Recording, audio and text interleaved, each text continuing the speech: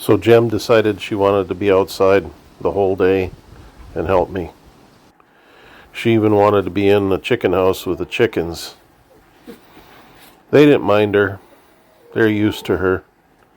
Not afraid of her at all, and she doesn't even think about them. She kind of looks at them, but that's about it.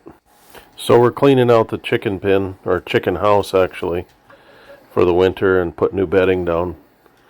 And that's going pretty good. It's kind of fun to watch the chickens. They definitely have distinct personalities, and you get to know them pretty well when you're standing there watching them.